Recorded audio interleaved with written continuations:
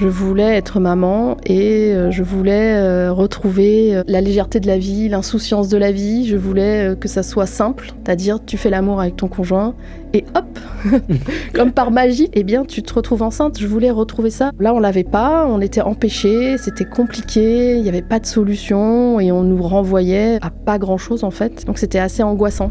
Enfin moi on m'a dit, les femmes ont des problèmes psychologiques, c'est pour ça qu'elles n'arrivent pas à avoir d'enfants. Détendez-vous, arrêtez d'y penser. D'abord, je me suis dit, mais qu'est-ce que c'est que ça ? Et puis après, j'y ai cru en fait. Je me suis dit, ah ouais, je dois avoir un problème psychologique, il faut que j'aille consulter, voir des psychologues et tout ça. Et là, je me disais, mais waouh, je suis en train de faire des enfants dans une perspective positive, société où on va être tous bien les uns avec les autres. Et là, tu entends des gens qui éructent dans la rue en disant, la PMA c'est mal, les enfants qui naissent suite à une AMP ont des problèmes psychologiques. Et je me suis dit, mais non, c'est pas possible, on peut pas laisser faire ça. Feuille blanche. Parfois, la vie nous met face à des épreuves imprévues, face à nos doutes, nos peurs. Mais elle nous offre aussi l'occasion de nous révéler autrement, de nous réinventer d'une certaine façon. C'est ce qu'a vécu Virginie Rio, que j'ai le plaisir d'accueillir aujourd'hui. Après avoir traversé l'infertilité, elle a choisi de transformer cette expérience intime en un engagement collectif. En 2013, elle cofonde le collectif BAMP, qui rassemble aujourd'hui des milliers de personnes concernées par l'infertilité et milite pour une meilleure reconnaissance médicale, sociale et humaine de ces parcours. Derrière la militante, il y a une femme, une histoire, des convictions, des émotions. J'ai voulu comprendre ce qui l'anime, ce qui la révolte et ce qui continue de la pousser à agir. Alors, Virginie, bienvenue dans Fertile. Merci.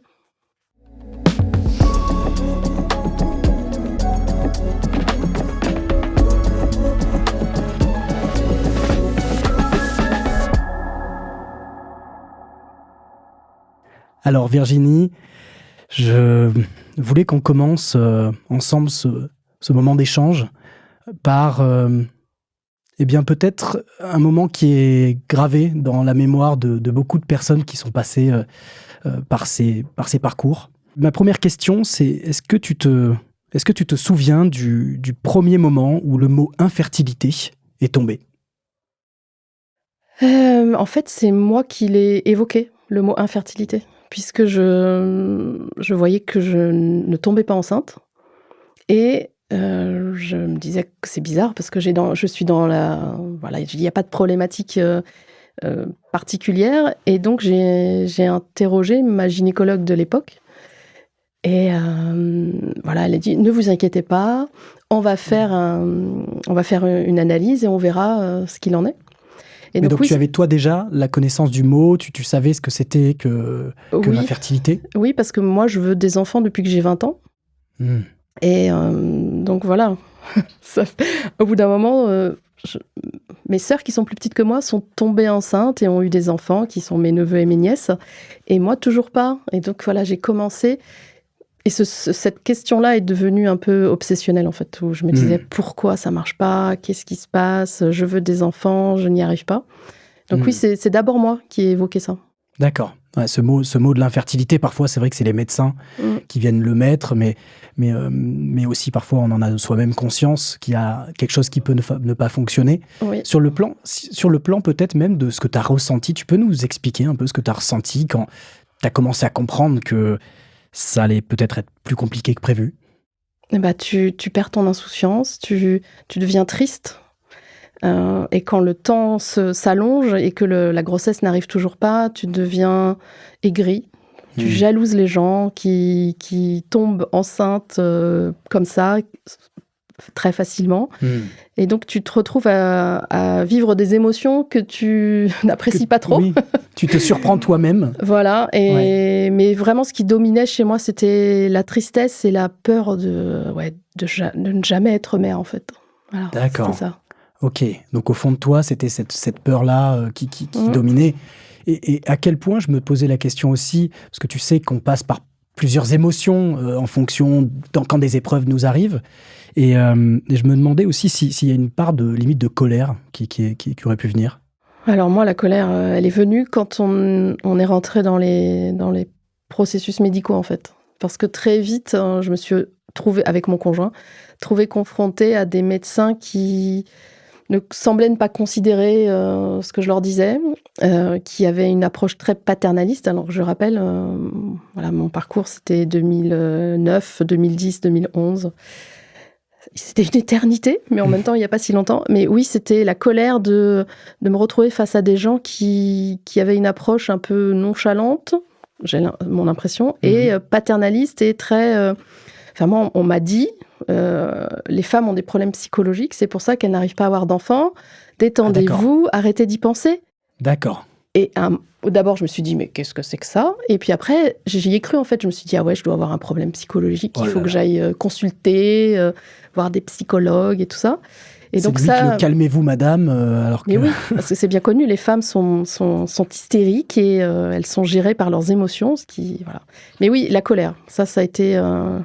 une de mes plus grosses émotions. Face notamment, parfois, à la froideur du monde médical que tu as pu percevoir, c'est ça? Oui, c'est ça. Pas d'investissement, une prise en charge qui n'est pas à la hauteur, en fait, de l'investissement émotionnel et existentiel d'une personne qui veut avoir un enfant, en fait. Ouais. Intéressant. J'aimerais bien qu'on aborde aussi peut-être un petit flashback rapide avant de rentrer dans ce parcours. Mais c'était quoi ton idée du couple ou de la maternité avant tout ça? Alors, moi, mon idée du couple, il est... en tous les cas, je voulais avoir des enfants...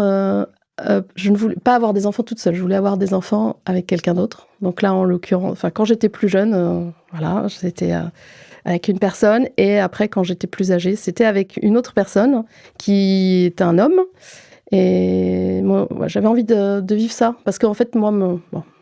mon père a été un peu absent de mon histoire et j'avais envie d'avoir une famille. Famille avec le conjoint que j'avais à l'époque et voilà.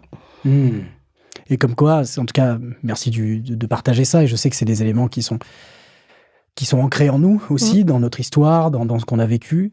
Et en fait, on se rend compte que la fertilité fait rejaillir aussi notre envie de réparer ou de répéter parfois ce que l'on a vécu dans notre enfance, dans notre jeunesse. Ah oui, moi, avoir des enfants, pour moi, c'est transmettre le fait que la vie, c'est incroyable, transmettre des choses, des paysages, transmettre du relationnel. Éduquer des enfants, c'est l'avenir. Donc, leur donner toutes les clés pour qu'ils puissent être des super humains. Ça, c'était quelque chose qui est toujours, d'ailleurs, très attaché à ce que je voulais faire en tant que maman.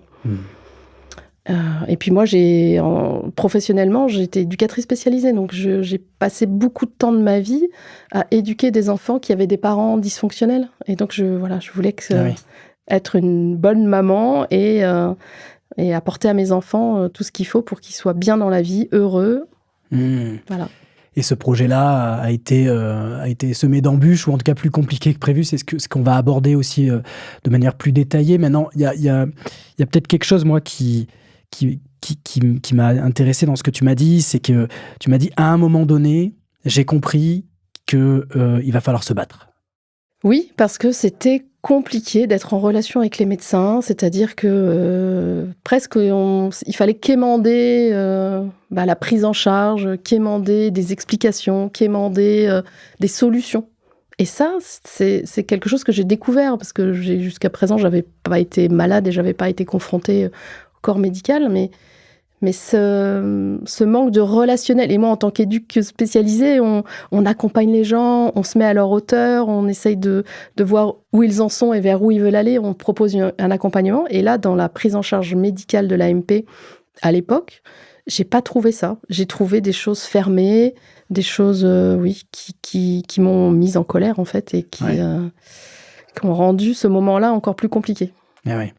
Et justement, qu'est-ce qui a dominé peut-être sur le plan émotionnel ton énergie pendant ce parcours-là? Moi, je voulais être maman et je voulais retrouver la légèreté de la vie, l'insouciance de la vie. Je voulais que ça soit simple, c'est-à-dire tu fais l'amour avec ton conjoint et hop, comme par magie, tu sais, c'est le tour du prestidigitateur, eh bien tu te retrouves enceinte. Je voulais retrouver ça et là... Ce conte de fées, malgré tout, qu'on essaie Oui, c'est ça. Et là, on l'avait pas, on était empêchés, c'était compliqué, il n'y avait pas de solution et on nous renvoyait à pas grand-chose en fait. Et, donc c'était assez angoissant. Est-ce que tu en as parlé à ton entourage? Est-ce que tu l'as verbalisé à ce moment-là? Alors oui, moi j'ai... Déjà, il faut se rappeler, c'était une époque pas si lointaine, mais il n'y avait pas les réseaux sociaux. C'est vrai. Mais il y avait des blogs. Et D'accord. donc, il y avait une très grosse communauté de femmes qui communiquaient sur les blogs sur cette problématique. Doctissimo et d'autres? Non, c'était des blogs... voilà, il y avait plein de blogs différents, sur plein de plateformes différentes. Il y avait vraiment une très grosse communauté. Et là, moi, le blog, c'était pouvoir dire voilà ce que je vis. Et je faisais aussi beaucoup de photos. Ça, c'est quelque chose qui m'a beaucoup, m'a un peu tenue. Et donc, je partageais les photos. Et j'ai rencontré beaucoup de femmes qui avaient beaucoup de blogs. Enfin, il y avait vraiment 50, 60 blogs, peut-être même plus, parce on pouvait pas tous les... Et ça, cette grosse communauté-là, elle était vraiment soutenante. C'est-à-dire qu'on voyait qu'on n'était pas tout seul et qu'on n'était surtout pas fou. Parce qu'il y a aussi ce sentiment-là, tu vois, quand les médecins te disent arrêtez d'y penser, c'est dans votre tête, prenez des vacances ou je sais pas quoi, tu te dis mais en fait, je délire. Qui croire? Et quand tu voyais que d'autres femmes et d'autres couples vivaient les mêmes expériences difficiles avec le corps médical et l'expérience de désir d'avoir des enfants et empêchés par l'infertilité et tout ça, c'était une vraie soupape.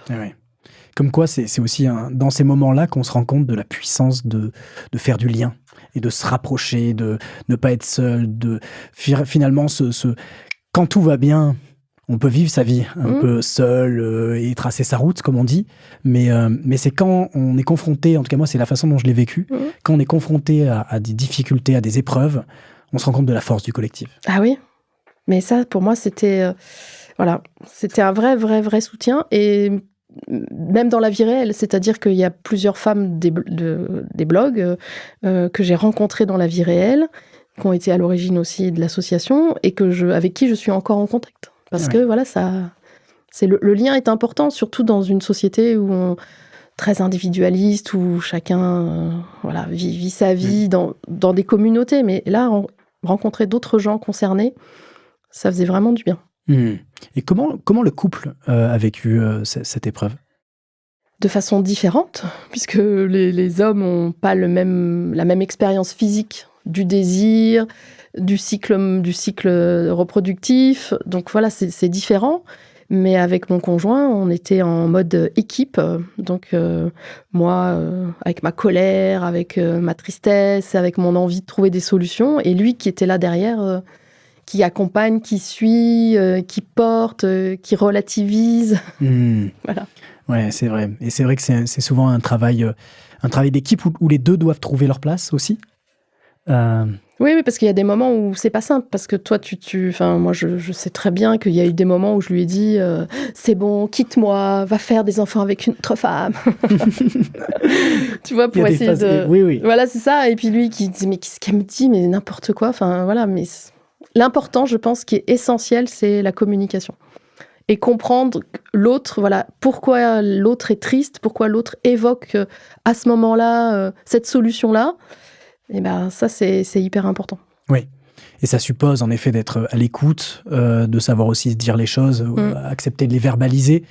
Et c'est vrai que c'est une épreuve qui peut aussi changer la façon dont on vit son couple après. Il y a aussi la question de la sexualité, qui est quand même là, qui devient un gros sujet. C'est-à-dire que la sexualité plaisir, elle disparaît, et puis c'est la sexualité mécanique, obligatoire, ou alors il faut pas le faire, ou alors il faut le faire. Et sur demande. Voilà, et puis romantisme. En plus, tu perds l'effet magique de je fais l'amour et hop, j'ai un bébé. Ah oui. Donc il y a un gros travail à faire à ce niveau-là, et à nouveau la communication, l'humour, trouver des solutions pour que ça reste quand même, que la vie, que le chemin jusqu'à la grossesse reste un peu vivable, parce que vraiment, c'est un parcours difficile. Ouais, c'est sûr. Et c'est multidimensionnel, comme tu l'as dit, parce qu'il y a aussi beaucoup d'efforts à faire sur le plan, parfois, mode de vie, et ainsi de suite. Voilà, où en fait, on se dit, à la fin, on est des moines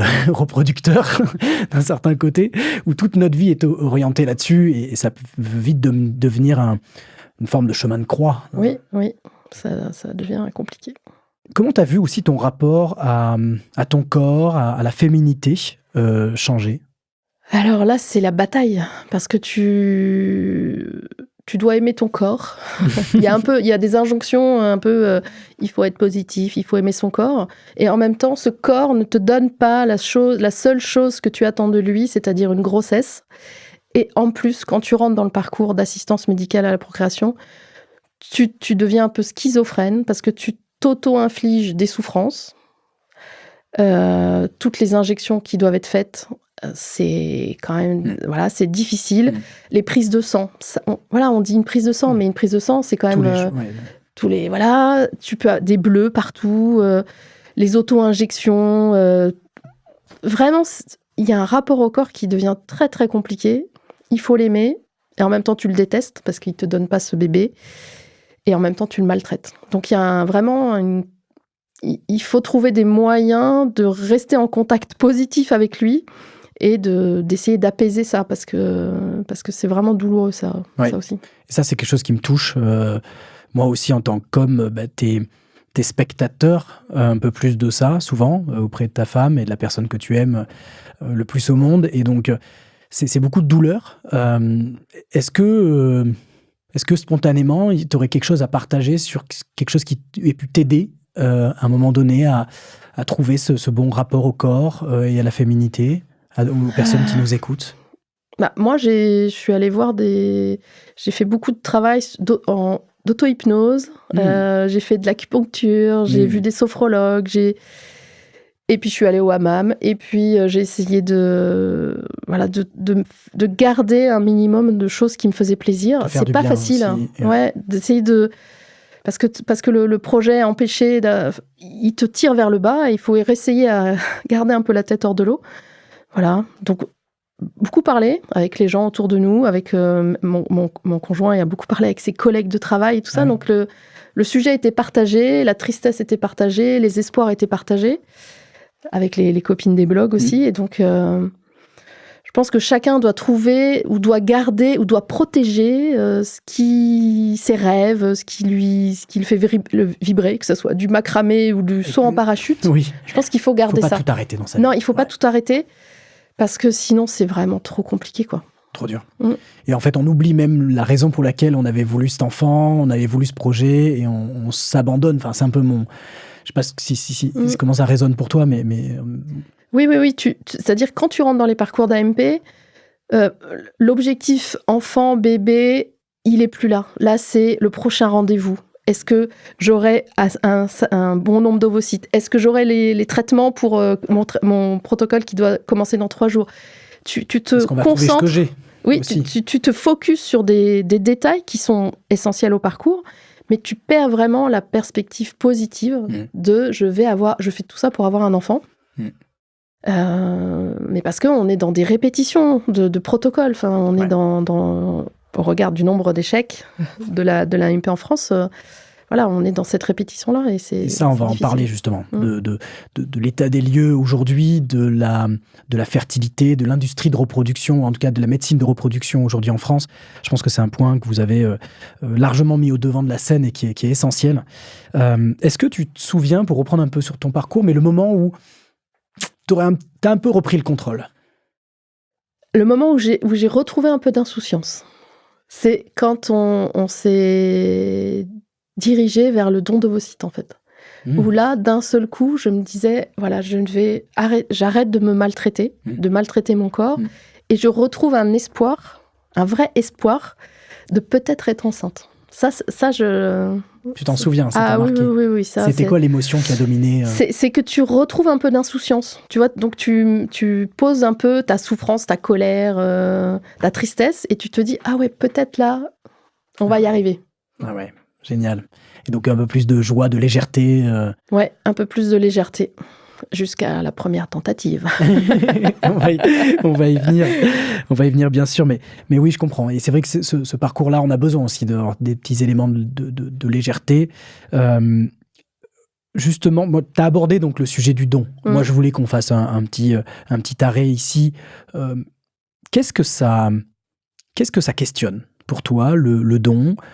Qu'est-ce que ça amplifie peut-être dans une réflexion, dans une existence et un parcours de ce type-là? Moi, très vite, en fait, je me suis intéressée au don parce que je voyais bien que du côté médical, il n'y avait pas d'interaction et que les premières tentatives qu'on avait pu faire n'étaient pas fructueuses. Et je me disais, non, il y a quelque chose. Donc, je me suis intéressée à ça. J'ai lu des expériences. Et très vite, je me suis dit, mais ça c'est vachement bien. Alors après, on s'interroge beaucoup pour les enfants, puisque évidemment, dans cette histoire, il y a les parents, mais il y a les futurs enfants. Mais moi, j'ai mon expérience d'éducatrice spécialisée, où j'ai, pendant plus de 20 ans, accompagné des enfants, des adultes, des ados, qui avaient des parents des parents sans AMP, sans don, et qui étaient dysfonctionnels. Donc pour moi, la parentalité n'est pas corrélée à la génétique et à la biologie. Et donc, ça a été vraiment quelque chose qui a pris du temps quand même, parce c'est pas quelque chose d'ordinaire. Oui. Donc, de la réflexion, de l'échange avec mon conjoint, lire beaucoup de choses autour de ça, des témoignages d'adultes nés d'un don, d'autres parents qui avaient eu des enfants. Mais vraiment, pour moi, ça a été une belle solution qui ne posait pas plus de problèmes que ça, si on était dans la transparence, si on était dans le partage. Ouais. Et voilà. Non, je pense que c'est important aussi de pouvoir porter un message autour du don, parce qu'il y a eu aussi parfois des récupérations autour de ça, et avant tout, c'est un moyen formidable pour être parent pleinement et entièrement, et en même temps, pouvoir réfléchir à finalement ce que c'est qu'élever un enfant, que l'accompagner dans la vie. Donc, est-ce que tu aurais une chose qui te vient en tête là, que tu aurais envie de partager pour accompagner les personnes qui sont en réflexion sur ces sujets du don, une question, une invitation?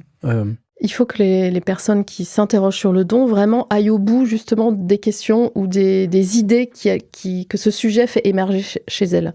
C'est vraiment essentiel parce que plus le projet aura été vraiment abordé sous tous ses angles, toutes les questions, même les pires, qu'on se dit « Oh là là, mais c'est horrible de penser à ça ». Te dire « Oui, peut-être que mon enfant, je ne vais pas le reconnaître, je ne vais pas l'aimer, il ne sera pas beau ». Et oui, il faut se poser cette question-là. Il faut déconstruire ça. Voilà, et il faut aussi imaginer que les parents qui ont des enfants dans un cadre ordinaire, sans AMP, des fois se posent aussi ces questions-là. Mais vraiment, il faut que les adultes qui veulent devenir parents avec le don travaillent toutes ces questions-là, parce que l'enfant, lui, c'est pas à lui de gérer ça. Ouais. C'est pas à lui de gérer les conflits intrapsychiques que cette question pourrait encore vous poser. Parce que lui, il est tout vierge, tout open à tout. Ouais. Alors que nous, si on a des choses qui ne sont pas réglées dans cette parentalité, on va lui transmettre. Et on va lui transmettre pas forcément avec des mots, mais avec les émotions. C'est-à-dire que si on n'a pas réglé le fait qu'on est en colère parce qu'on ne transmet pas notre génétique, que ce sujet-là nous pose vraiment des questions, même si on ne le dit pas clairement à l'enfant, il va sentir qu'il y a une émotion un peu négative autour de cette histoire-là.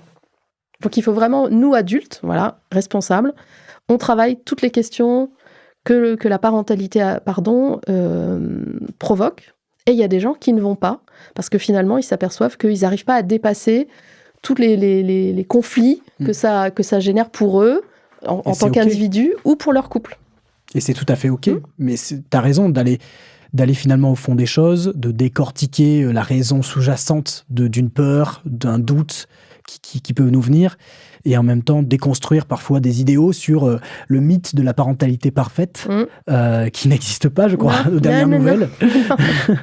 et donc voilà, on est aussi disons, l'homme a toujours été attiré par les histoires et le conte de fées qu'on abordait précédemment, mais continue d'agir aussi dans la parentalité. Il y a une conte de fées autour de la parentalité, mais qui n'est souvent pas... Voilà. la réalité. Et les enfants, autant on peut leur raconter les histoires, plein d'histoires merveilleuses, autant pour ce qui les a amenés sur la Terre, il faut être transparent. Parce que c'est une question existentielle. Et il n'y a pas de sujet, en fait, pour les enfants. Quand on leur explique, pour eux, c'est normal, d'ailleurs. Même au début, il faut même leur expliquer que, oui, il y a d'autres manières de faire des bébés. Et nous, on a poussé la transparence assez loin, parce qu'on a refusé de leur faire croire au Père Noël et de leur faire croire à la petite souris. Parce qu'on s'est dit, il faut qu'ils aient confiance en notre parole. Donc, si on commence à leur raconter des trucs, voilà... J'entends cette perspective, c'est Mais vrai. ils ont pendant longtemps cru quand même au Père Noël parce que la société leur a montré que le Père Noël, il existe, il amène des bonbons à l'école. Et toi, tu leur disais non, mais il n'y en a pas. On les a mis, tu te souviens que... Non, mais je l'ai vu, maman, le Père Noël. Ok. C'est beau. Bon, ça fait partie des grands mythes de notre société, mais je comprends tout à fait. En fait, cette logique de transparence et de pouvoir avoir confiance dans la parole de l'adulte, elle me paraît logique. Revenons un peu, si tu l'acceptes, sur ton parcours et finalement l'expérience du système.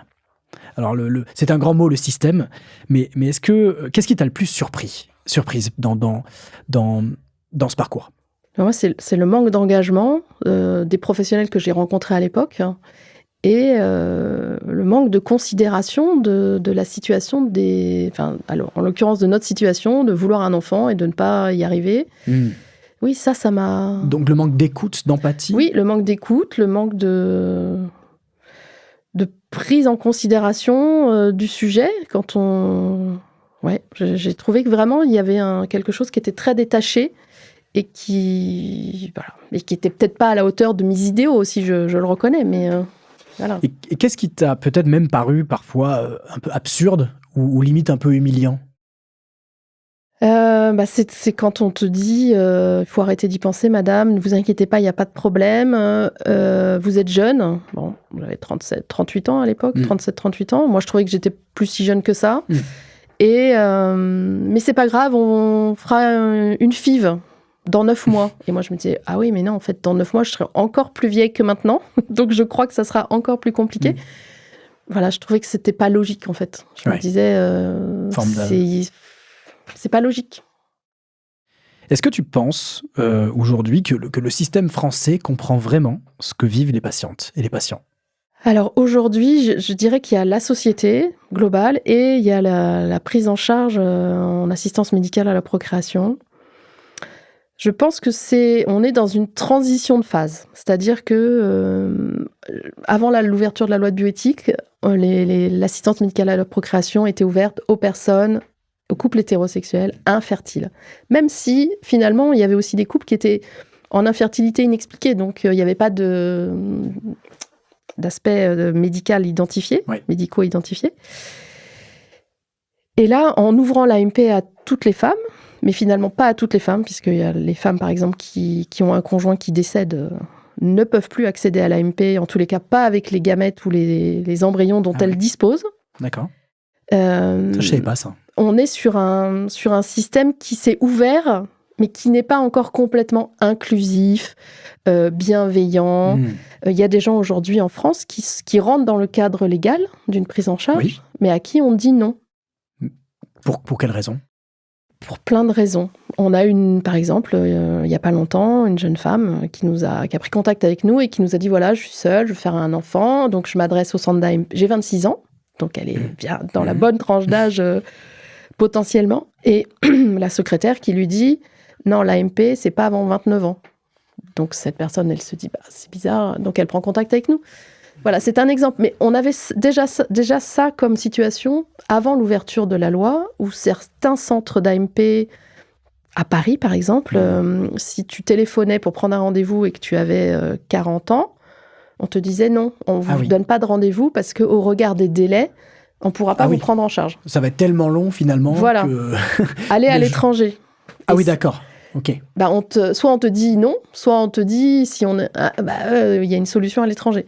Donc voilà, il y a un système qui a besoin de se rénover, qui a besoin d'être vraiment inclusif, qui a besoin de considérer qu'il faut moderniser cette approche. C'est-à-dire que, ok, historiquement, l'AMP a été ouverte pour des couples qui avaient des couples hétéros qui avaient des problèmes de fertilité. Mais maintenant, c'est différent. On a des femmes seules, on a des couples de femmes, on a des couples hétéros, des femmes seules qui peuvent avoir des problèmes de fertilité, d'autres non. Et enfin voilà, c'est plus ouvert aujourd'hui. C'est plus ouvert. Mais la prise en charge est encore un peu difficile. Les délais sont très longs. Est-ce que tu peux nous en parler justement un peu des délais aujourd'hui qu'on observe ? Alors les délais, ça dépend aussi des techniques. Mais par exemple, sur le don de gamètes, les délais pour avoir un don d'ovocytes, je crois que c'est autour de 2 ans. Et pour reconfirmer un don, est-ce que tu peux justement expliquer à tous ceux, qu'est-ce qu'est exactement le don aujourd'hui ?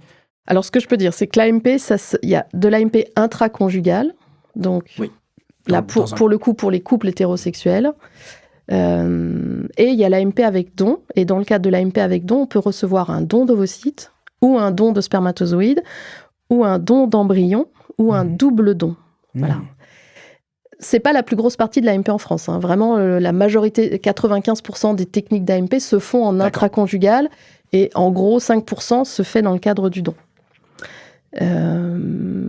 Et les délais du don, ce que tu me disais. Alors, les délais du don, sont très longs. Ou d'une AMP même plus classique, avoir un peu des informations. Alors, pour le don, c'est très long parce qu'on manque de donneurs et de donneuses. Et pour certaines personnes qui seraient, par exemple, avec des personnes avec des phénotypes asiatiques ou des phénotypes africains ou antillais, il y a encore moins de donneurs et de donneuses. Donc, les délais sont encore plus longs. Voire, certains centres disent on a 0 donneur, on n'en a jamais eu, donc allez voir ailleurs. Pour l'AMP intraconjugale, je dirais que ça dépend. Ça dépend des centres. Il y a des centres qui ont des rendez-vous qui peuvent se prendre en 1 mois ou 2 mois, mais c'est le premier rendez-vous. Après, il faut que les gens aient bien en tête que le parcours, c'est un parcours, un processus qui peut être long. Il peut y avoir des examens complémentaires, il peut y avoir des opérations, il peut y avoir des échecs de stimulation, des décalages aussi personnels. Si on se dit, non, là, cette fois, on part en vacances et on ne met pas tout notre agenda pour l'AMP. Donc, l'organisation, c'est... On a une moyenne à peu près en France sur le temps pour concevoir dans un parcours d'AMP en moyenne. Alors, il y avait une étude qui avait été faite en 2017 ou 2016. C'était une petite étude sur plusieurs pays, dont la France, qui disait qu'en moyenne, entre le moment du désir d'enfant et l'aboutissement, en France, c'était 7,5 ans. Enfin, c'était 7,5 ans. 7 ans et demi, on va dire. Voilà. Après, évidemment, il y a des gens pour qui la première tentative d'insémination ou de FIV fonctionne. On en connaît tous. Bien sûr. On bave un peu devant eux en disant « Oh là là, c'est trop bien !»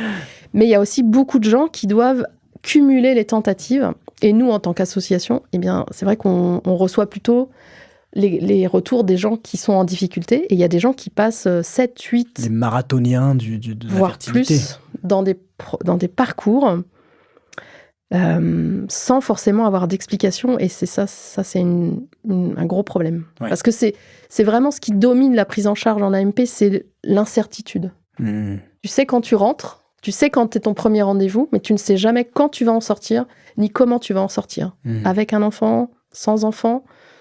Voilà. Et ça, c'est... Et la dimension, là, tu touches du doigt, une dimension qui est...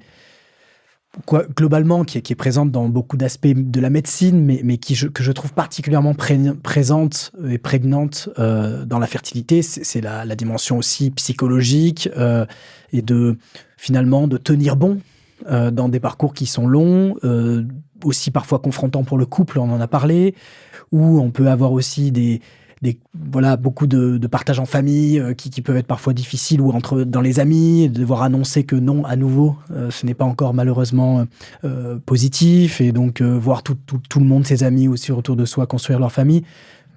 Comment toi tu abordes personnellement, et puis plus largement, après bien sûr on va passer à ton action au sein du collectif BAMP, mais comment tu abordes cette dimension ? Pour moi, il faut en parler. C'est-à-dire, il faut en parler. Ok, des fois, on a des retours qui ne sont pas positifs, mais si on garde toujours les choses pour soi, eh bien, on ne met pas le sujet sur la table et on ne fait pas évoluer nos interlocuteurs. Et l'objectif, c'est de les faire évoluer, puisque C'est pas ça, c'est pas facile parce que des fois on a vraiment des gens qui ont des retours blessants, violents, enfin voilà. Mais si on garde toujours tout pour soi, eh bien on ne fait pas progresser et on souffre de ça aussi. Donc moi il faut en parler. Il faut en parler pour que les gens prennent conscience de la situation, de ce qui est vécu. Après, il faut peut-être trouver des solutions. Je sais pas, arriver avec un t-shirt en mode c'est pas encore pour maintenant, au repas de famille, et comme ça, tout le monde, voilà. Ou alors. On va le faire, ce t-shirt. Ça peut être une bonne idée. Mais il faut pas. Arrêtez de poser la question. Voilà. C'est pas encore maintenant. Halte aux questions intrusives. Voilà. Et puis, oui, parler du fait qu'on a envie d'avoir des enfants et qu'on est dans un parcours d'infertilité, que le processus médical n'apporte pas la solution, même qu'on ne sait vraiment pas pourquoi. C'est pas facile. Mais moi, je trouve que au moment où, depuis le temps que je suis dans ce milieu-là, ça a évolué. Parce que médiatiquement, je vois que les gens témoignent plus, les médias s'intéressent à ces sujets-là. Et donc ça aussi, ça aide. Et à quel moment, justement, l'idée est venue en toi de dire c'est pas normal. C'est pas normal et il faut agir. Moi, c'est dès les premiers rendez-vous avec les spécialistes de l'AMP. Je me suis dit non, mais là, ça va pas, c'est pas possible. Et ensuite, quand j'ai été enceinte, j'ai continué à communiquer avec mes collègues des blogs. Et à ce moment, finalement, c'est vrai qu'on n'avait pas annoncé, mais donc finalement, ton désir de grossesse et voilà, tu as pu aboutir à une grossesse.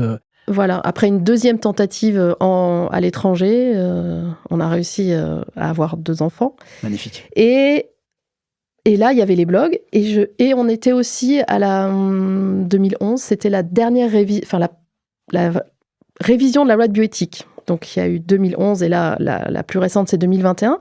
Mais la précédente révision, c'était 2011. Moi, mes enfants sont nés en 2012. Et donc, il y avait les blogs. Et là, médiatiquement, on n'entendait que les opposants. Ah oui. Ça, des manifestations dans les rues. C'était manif pour tous. Oui, manif pour tous. Anti-PMA, anti-PMA pour toutes. Voilà. Anti-avortement même. Voilà, on mélange tout. C'est la même croyance, c'est la même idéologie. Et là, je me disais, mais waouh, je suis en train de faire des enfants dans une perspective positive, société où on va être tous bien les uns avec les autres. Et là, tu entends des gens qui éructent dans la rue en disant la PMA c'est mal, les enfants qui naissent suite à une AMP ont des problèmes psychologiques.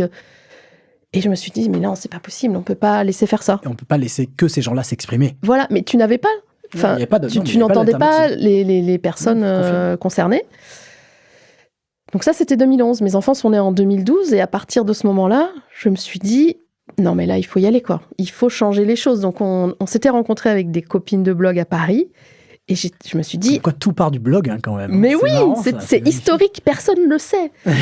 Mais, tout part du blog. Okay. Et c'est pour ça qu'on s'appelle BAMP, mais on en reparlera peut-être après. Mais parce que le B de BAMP, c'est blog. Alors maintenant, on dit bénévole, mais c'est blog AMP, assistance médicale à la procréation. Et donc là, je me suis dit, il faut qu'on fasse quelque chose. Il faut qu'on se fasse entendre. Il faut faire entendre dans les médias et auprès des politiques et auprès des médecins et auprès de la société dans son ensemble, la réalité des parcours d'AMP, la réalité du vécu des gens qui sont actuellement en parcours.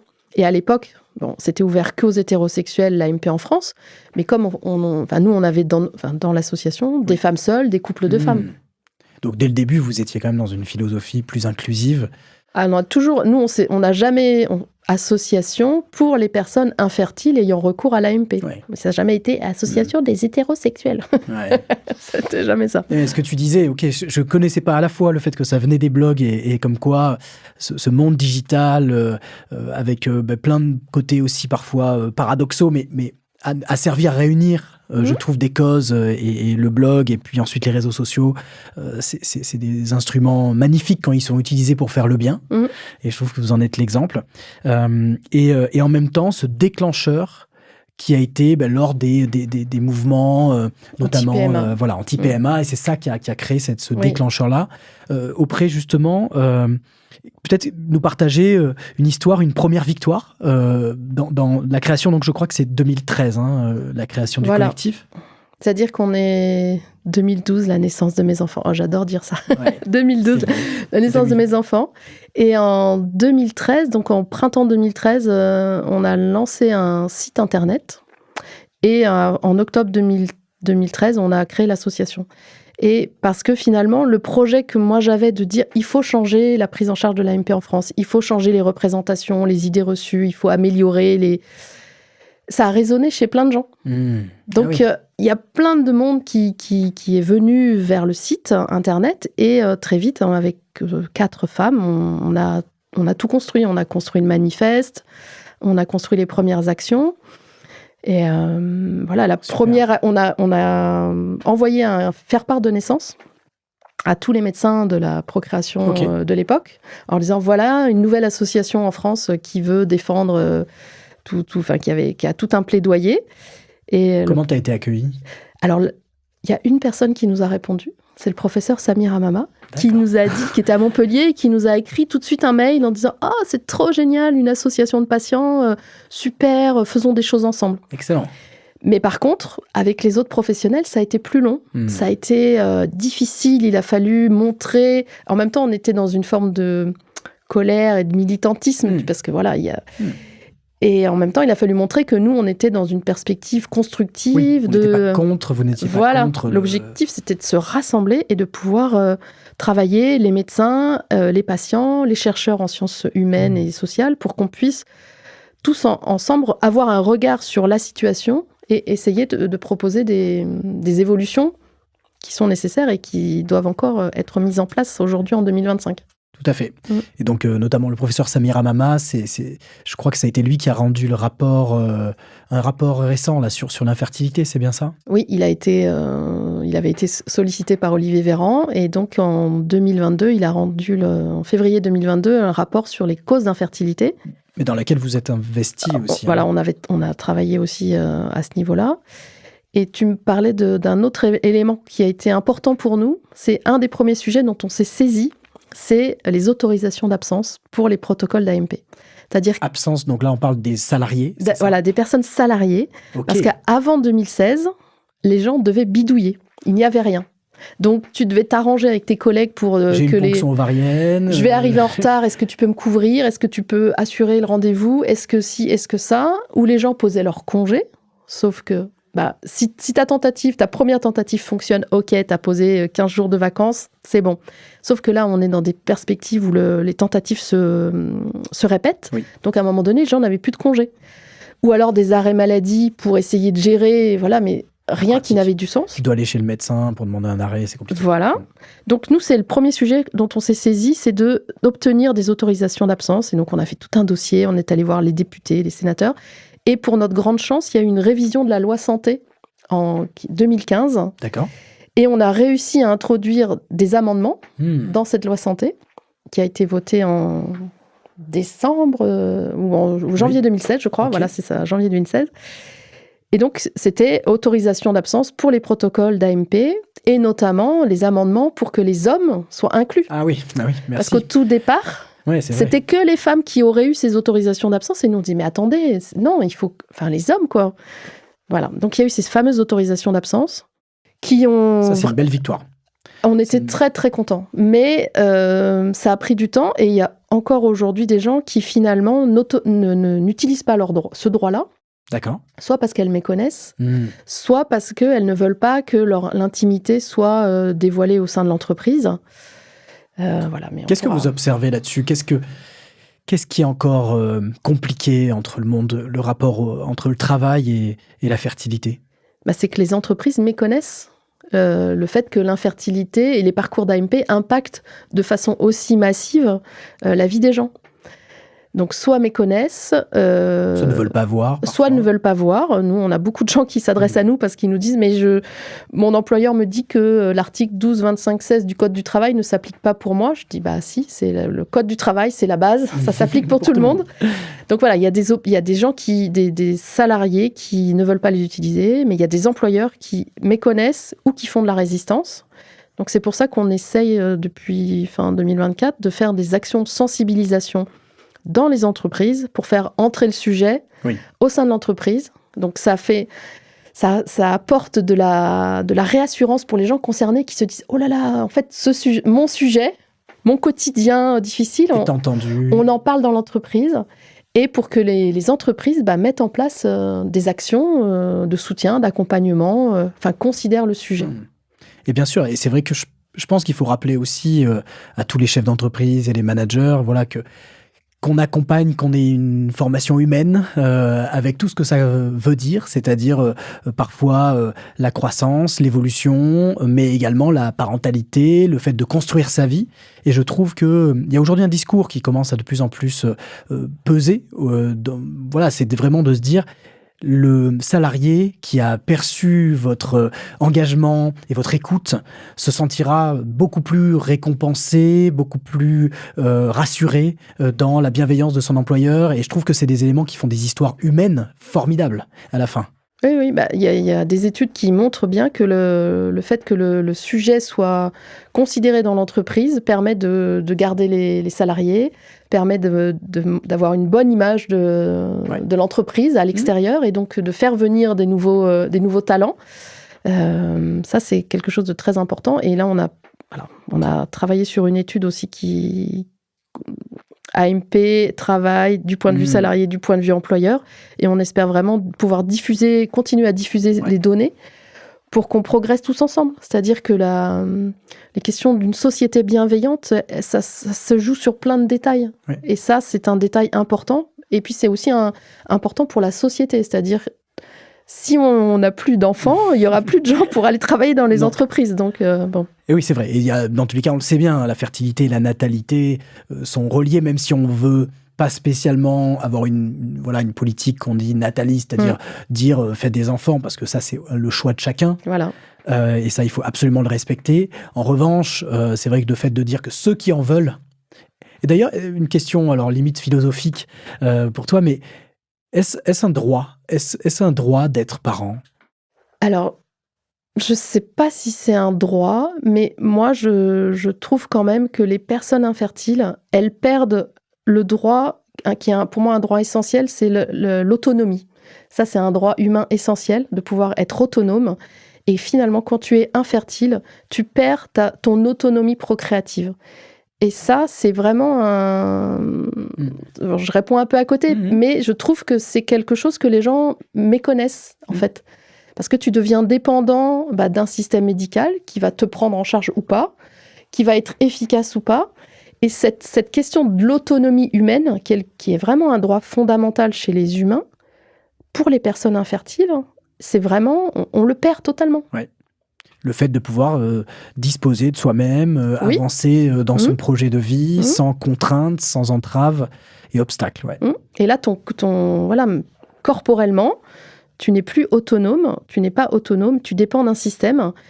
Et nous, on a la chance en France d'avoir un système qui prend en charge, comme j'ai dit, des fois un peu de façon difficile, mais quand même, globalement, une prise en charge à 100% pour tout pour beaucoup de gens. Puis les procédures. Mais on peut aussi nous l'enlever, ça. Donc, voilà. Et cette question de l'autonomie reproductive, pour moi, c'est un concept vraiment important dont on parle assez peu.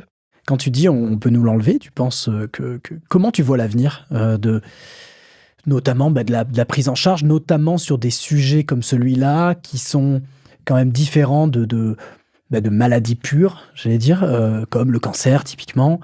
Comment tu vois notre avenir là-dedans, en tant que Français ? Moi, je pense qu'en France, on a vraiment l'aspect la sécurité sociale française, cet héritage de 1945.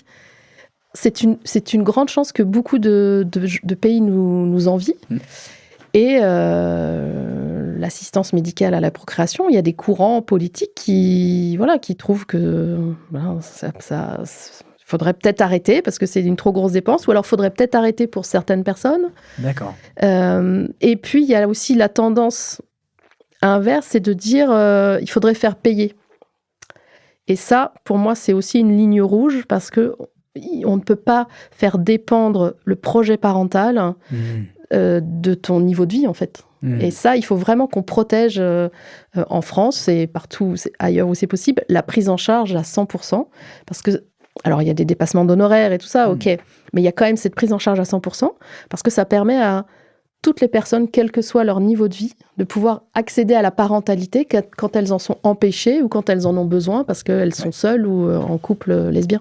Oui, parce que là, c'est vrai qu'on crée une différence de classe qui serait majeure et qui serait absolument injuste. Oui, et on a des exemples en Europe où des pays ont décidé de cantonner le recours à l'AMP à certains secteurs et pour une seule tentative. Et si tu veux plus, il faut payer.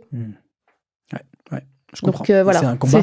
On n'y est pas, mais il faut protéger ça. Il faut protéger, mais bien sûr, et notamment dans une période aujourd'hui où beaucoup de choses peuvent être remises en question. Il y a pour moi un peu des totems à avoir. C'est la vie de nos familles, la vie de nos enfants, le projet finalement personnel et me paraît essentiel à être protégé, comme tu le dis. C'est quoi les grandes batailles que vous menez aujourd'hui avec le collectif BAMP ? Et peut-être quelques infos juste avant ça. Est-ce que tu peux nous donner quelques chiffres, quelques informations sur le collectif lui-même, sur même l'infertilité en France ? Alors sur l'infertilité, alors là on a les derniers chiffres publiés par l'Agence de la biomédecine, c'est les chiffres de 2023, parce qu'il y a toujours 2 ans de décalage dans la publication des chiffres. Le recours à l'AMP continue à augmenter. Là on est à 162 700 tentatives qui ont été faites en 2023. Qui ont permis la naissance d'environ 28 000 enfants. D'accord. Donc, comme j'ai dit tout à l'heure, majorité intraconjugale et un petit pourcentage don de gamètes. Il faut aussi imaginer qu'il y a plein d'enfants qui naissent en France suite à une AMP, mais qui ne sont pas comptabilisés parce que c'est des AMP qui sont faites à l'étranger. D'accord, oui. Et ça, ce chiffre-là, on n'arrive pas à l'évaluer. On ne sait pas le nombre de personnes qui partent à l'étranger. Il y a une étude de l'INED qui a travaillé sur ça, mais voilà, ils n'ont pas encore publié leurs chiffres. Donc, on dit que il y a à peu près 4% des enfants qui naissent en France grâce à une technique d'AMP, que ce soit l'insémination, la FIV ou le don. Donc ça, c'est pour les chiffres de l'AMP. Touche donc finalement 162 000 tentatives par en 2023. C'est ça, en 2023. Et en termes de nombre de personnes qui sont touchées, est-ce qu'on... Alors là, j'ai plus les chiffres en tête de l'ABM, mais je crois qu'il y avait 60 000 femmes qui ont eu une ponction. Après, dans les 162 000 tentatives, il y a des gens pour qui il y a plusieurs tentatives sur l'année 2023. Alors, on dit que l'infertilité touche à peu près 15% de la population en âge de procréer. Mais il y a des gens qui sont qui sont déjà informés qu'ils sont infertiles, parce qu'ils sont déjà dans le projet d'enfant, mais il y a des gens qui ne sont pas encore dans le projet d'enfant, donc ils ignorent qu'ils sont... Donc ça ferait des millions de personnes, si on regarde... Alors, justement, le rapport de M. Samir Hamama, qui avait été remis en 2022, parle de 3,3 millions de Français concernés potentiellement par des problèmes d'infertilité. Au niveau européen, c'est 28 millions d'Européens qui sont concernés. Okay. Donc voilà, et ça touche toute la planète, on va dire. Particulièrement les pays développés ou... Non, tous les pays du monde, puisque pour des motifs différents. C'est-à-dire que nous, en France, il y a eu un moment où les gens étaient infertiles à cause des maladies sexuellement transmissibles. Donc, ensuite, les progrès de la médecine ont fait que les gens étaient mieux soignés. Et donc, on est passé sur d'autres pathologies. Mais il y a des pays où il y a encore des problématiques de... Voilà, ou des problématiques même sur le corps des femmes, des mutilations et tout ça. Enfin, voilà. Il y a des motifs différents. On est aujourd'hui en 2025, fin d'année 2025, quand on enregistre. Quelles sont les grandes batailles qui sont encore devant nous ? Alors, il y en a la bataille de la prévention et de la sensibilisation sur la fertilité, là, pour le coup, parce qu'il faut que les jeunes soient informés de ce qui... Voilà, il faut qu'ils protègent leur fertilité, il faut qu'ils connaissent les facteurs de risque, il faut qu'ils connaissent aussi le fait que, justement, l'AMP... C'est un processus médical difficile qui n'apporte pas une solution à tous les coups. Miracle. Voilà. Non. Donc, cette prévention et cette sensibilisation, c'est vraiment très très important. Et pourquoi particulièrement les jeunes ? Parce que ils sont l'avenir de la France, ils sont l'avenir de l'avenir, et je pense que c'est aussi, pour justement pas être dans le discours nataliste, eh bien, une information, une éducation, une connaissance à avoir au moment où tu es pas dans un peu la pression sociale où ça y est, tu as un travail, il faut maintenant... c'est quand le bébé. Alors c'est pour quand on le connaît. Voilà. Oui. Donc oui, les jeunes, il y a un vrai travail d'éducation à faire sur ces sujets-là, sur ce sujet-là en tout cas. Et c'est vrai qu'on est plus informé, on est très éduqué sur la contraception. Et alors par contre, moi j'ai tendance à dire, mais c'est vrai qu'on ne se rend pas compte, l'appareil reproducteur et notre capacité à nous reproduire, c'est l'un des éléments clés du fonctionnement de notre métabolisme et de notre corps. Et on passe très très vite parfois. Je me rappelle encore en biologie ou en SVT, dessiner l'ovule, le spermatozoïde, mais ça s'arrête là. Oui, et là on est sur un apprentissage technique, je dirais. Alors que finalement, la fertilité, il y a d'autres éléments qui rentrent en jeu. Et justement, pour pouvoir savoir que la santé environnementale impacte vraiment notre santé globale, mais aussi notre capacité reproductive, pour nous, c'est un sujet important. L'autre point, c'est vraiment, il faut améliorer les taux de réussite en France. Il faut améliorer le moment du diagnostic. Et il faut améliorer la thérapeutique qui est proposée. Parce que on a trop d'échecs, trop de répétitions de situations où des fois même les gens ils savent même pas pourquoi ils sont en protocole d'AMP parce qu'il n'y a pas de bilan précis qui a été fait. Donc nous on a vraiment cette action-là de pouvoir, par exemple, autoriser des outils comme le DPIA, diagnostic préimplantatoire des embryons aneuploïdes. Alors, est-ce que tu peux nous en dire, peut-être, juste nous décoder ce que ça veut dire ? C'est qu'aujourd'hui, quand on obtient un embryon, il a un potentiel implantatoire ou il n'en a pas. Sauf que la technique actuelle utilisée, on regarde son développement morphologique et cinétique. Donc, morphologiquement, à quoi il ressemble. Voilà, est-ce qu'il est beau, est-ce qu'il a bien fait les bonnes divisions cellulaires au bon moment. D'accord. Ce n'est pas suffisant. Parce que l'embryon, il a aussi un patrimoine génétique. Et nous, les humains, on n'est pas très fertiles et on a des problématiques de reproduction. Une femme fertile a 25% de chance en moyenne par cycle de tomber enceinte. Donc voilà, déjà à la base, on n'est pas très fertile. Ah oui, là, si on compare avec d'autres animaux, voilà, d'autres mammifères qui vont être plus fertiles que les humains. Potentiellement tous les mois. Voilà, potentiellement tous les mois. Les lapins, c'est connu, notamment. Mais oui. Et donc, aujourd'hui, on transfère à des couples, à des femmes seules, des embryons qui n'ont pas de potentiel implantatoire. D'accord. Et pour nous, c'est un scandale, en fait. C'est-à-dire qui ne peuvent pas génétiquement se développer. Voilà. Enfin, ils donc n'ont pas le patrimoine génétique. Soit il y a une accroche qui se termine très rapidement en fausse couche. Il peut y avoir des grossesses, parce qu'il y a des trisomies, trisomie 18, trisomie 13 et trisomie 21, qui peuvent donner des bébés. La trisomie 21, on peut vivre avec la trisomie 21, et ça, c'est super, mais il y a trisomie 13 ou trisomie 18 ou même d'autres pathologies qui font des bébés qui ont une espérance de vie très, très, très courte. Donc, nous, on milite pour qu'on puisse au moins transférer juste ou seulement des embryons qui ont un potentiel. On sait bien que ça ne va pas être miraculeux, mais ça éviterait les situations qu'on a dans l'association et dans les gens qui sont dans les parcours, où il y a des gens, ils en sont à leur 20e transfert d'embryons. D'accord, donc 20 embryons développés que l'on a... Qui étaient très beaux. Oui. Ils étaient beaux, bien classés, bien notés. On réimplante, c'est ça, dans l'utérus de la femme, et 20 échecs, j'imagine. 20 échecs, donc soit pas d'accroche, soit un début d'accroche qui se termine mal. Et donc pour nous, c'est pas de la bonne médecine. C'est-à-dire qu'on a l'outil, et donc le DPIA ou un autre outil. Il y a des chercheurs qui travaillent sur l'analyse du milieu de culture pour voir si, quand il y a la présence de telle molécule, ça pourrait être un indicateur et tout ça. Mais il faut optimiser ce moment-là. Pour nous, c'est une vraie maltraitance, c'est un vrai sacrifice des femmes, et puis c'est du gâchis, c'est-à-dire qu'on gâche la technique médicale en elle-même, on gâche de l'argent au niveau sécurité sociale, on gâche du social, c'est-à-dire quand les gens sont à leur 15e échec. Enfin, Socialement, c'est l'enfer. Émotionnellement, c'est terrible. Donc, c'est terrible.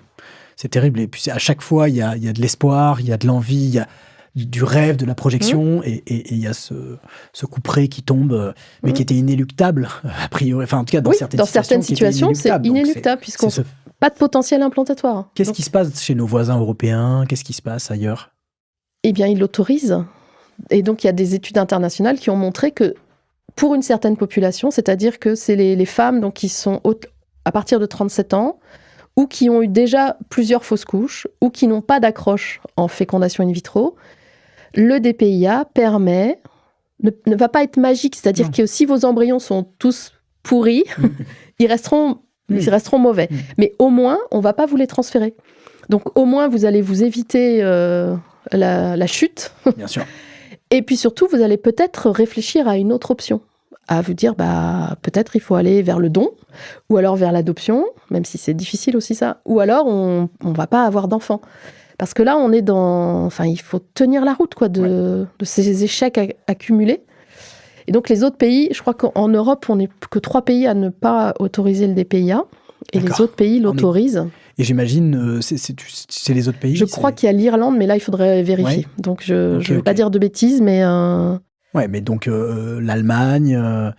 oui, c'est ça, la Belgique, l'Espagne, partout. Ah bah oui, l'Espagne, c'est sûr.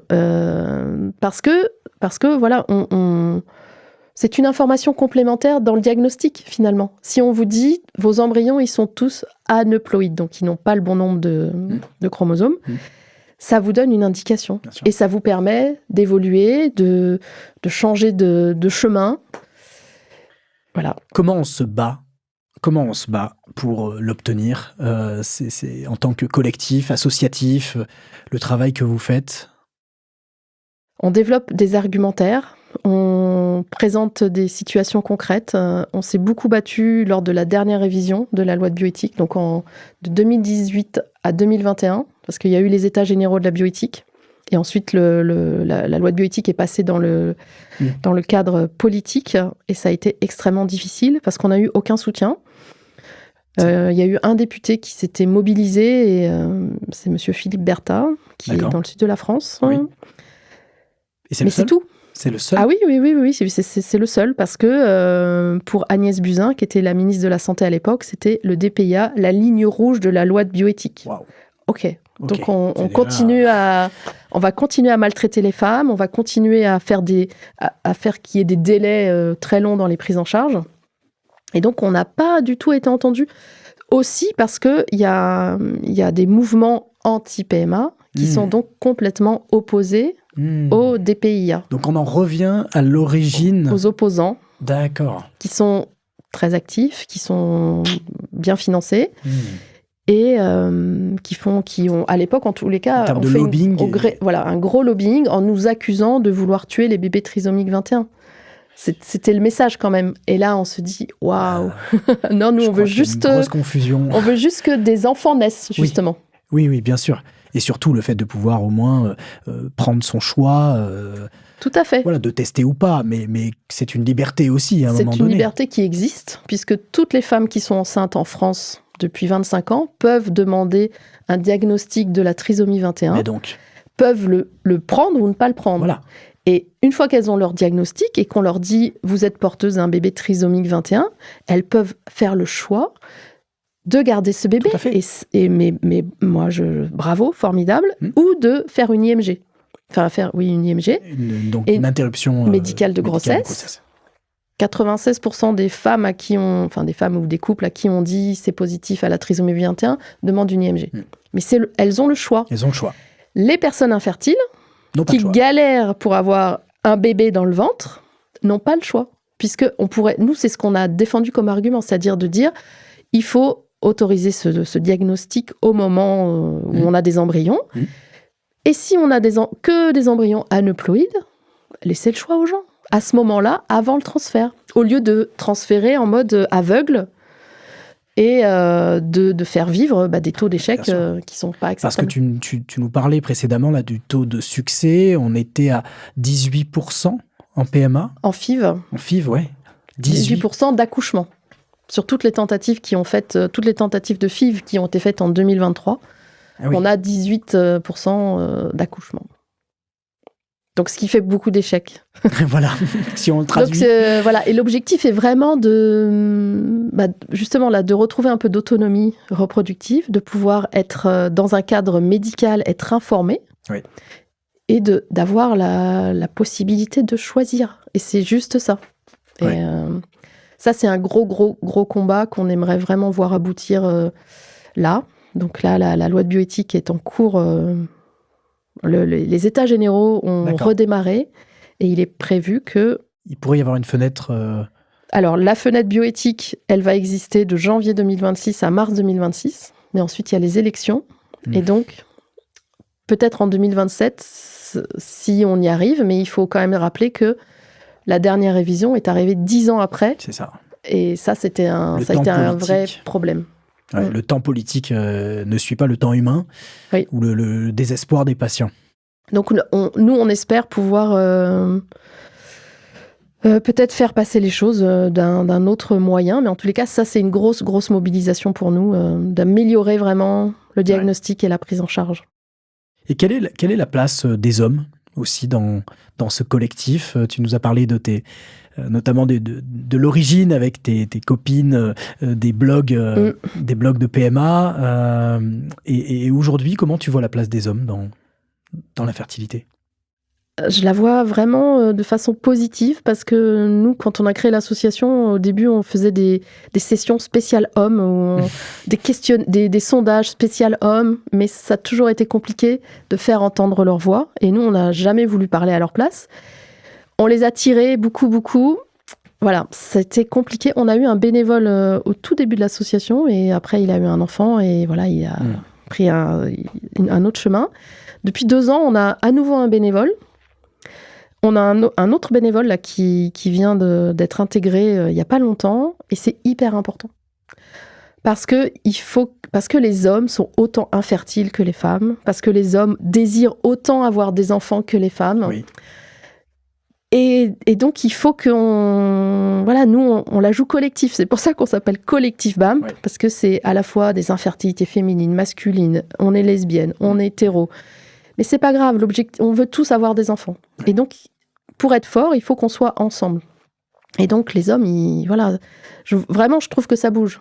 À la fois médiatiquement, culturellement. Là, moi, j'ai jamais vu autant de livres écrits par des hommes ou de spectacles faits par des hommes. Oui, d'ailleurs, l'un des parrains du mois de l'infertilité, Mehdi Djahadi, c'est ça? Oui. Qui a accepté d'incarner, en fait.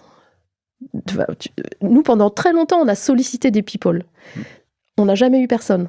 Et là, depuis 2-3 ans, vraiment, je trouve que ça bouge et que les hommes prennent leur place et prennent la parole et disent, voilà, nous aussi.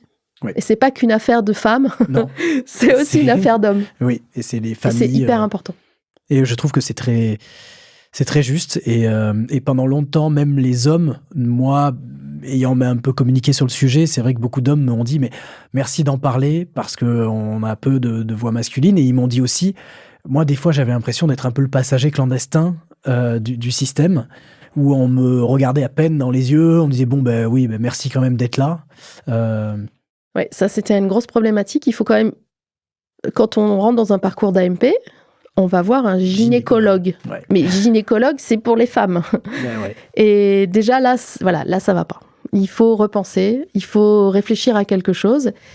Et c'est vrai que pendant longtemps, les médecins, et on a essayé vraiment de les sensibiliser, dans le cas d'un couple hétéro, s'adressaient que à madame. Ouais. Alors, je te passe les histoires on fait le spermogramme 6 mois après avoir commencé. Alors, ok, non, on fait le spermogramme tout de suite, s'il vous plaît. Pendant le Covid, on s'est battu vraiment pour que les hommes puissent continuer à être acteurs, pour les autorisations d'absence aussi. Enfin voilà, non, les hommes, ils ont toute leur place et ils apprennent de plus en plus et c'est vraiment... Ouais, je ressens une mobilisation. Oui. Et une envie de sortir un peu du bois, d'être présent pour leurs femmes, pour même leur famille en général, à la fois en soutien mais aussi en acteur. Donc ça, c'est quelque chose qui est fort. Et le sujet de la fertilité et la virilité, Ça, c'est un gros... Voilà, je pense que là, il faut développer encore des choses parce qu'il y a encore de la confusion entre je suis infertile et donc ça voudrait dire que je ne suis pas virile. Non, ça n'a rien à voir. Oui. Et là où, tu vois, on peut déconstruire des deux côtés, c'est fertilité, virilité, et puis même fertilité, féminisme. C'est-à-dire que je ne suis pas en train de rabaisser ou de remettre la femme dans sa condition uniquement de reproductrice en parlant de fertilité. Vous voyez, je trouve que c'est aussi un point qui est important en disant que des deux côtés, il faut arrêter de nous enfermer dans une posture de genre, mais plutôt dépasser ça en disant on est malheureusement des patients, des gens sur qui ça tombe, qu'on n'a rien demandé et on essaie juste d'avancer dans nos vies de la meilleure façon. Tout à fait. Pour peut-être voilà, aborder la conclusion de cet échange-là, déjà te remercier parce que c'était un très beau moment, mais aujourd'hui, peut-être, voilà, pour terminer, une question peut-être un peu personnelle, et puis on terminera par une ouverture, mais où est-ce que tu en es dans ton rapport à la maternité aujourd'hui, après toutes ces épreuves? Moi, j'adore être maman. Je voudrais que ça ne s'arrête pas, je voudrais... Arrêtez le temps, s'il vous plaît. Et oui. Ça grandit trop vite. Surtout que tu me disais la préadolescence, c'est oui, la période... Non, c'est super, mais moi, j'aurais aimé avoir plus que 2 enfants, en fait. Voilà.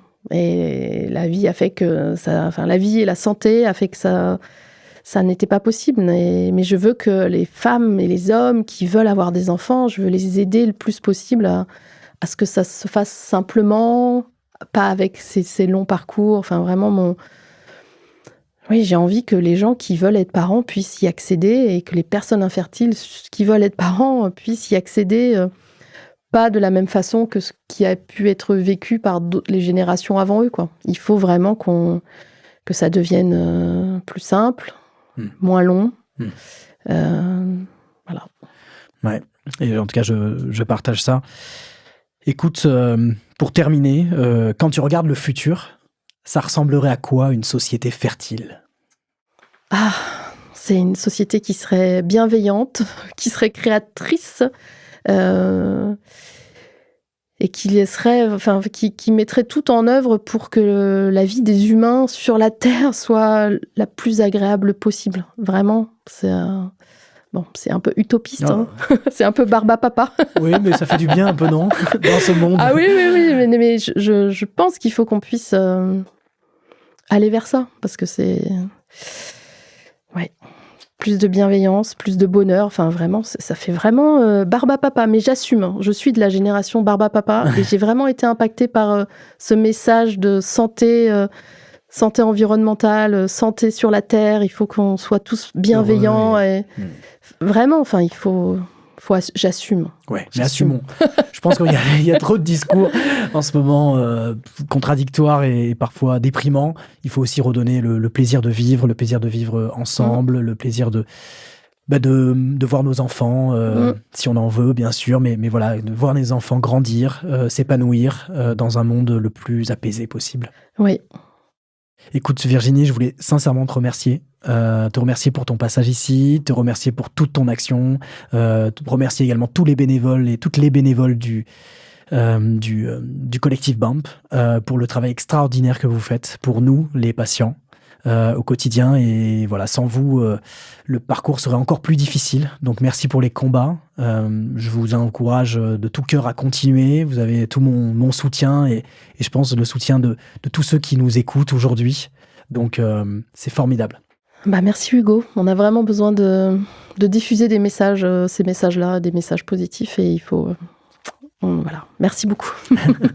Donc vous l'avez compris, c'est aussi une invitation pour partager ces messages-là auprès de tous ceux qui sont concernés de près ou de loin. Ça peut être parfois directement, mais parfois des amis, parfois de la famille, des proches. Et je pense que c'est important aussi qu'on en fasse une cause nationale pour notre avenir et pour des familles heureuses. Merci encore et à très vite pour un prochain épisode de Fertile.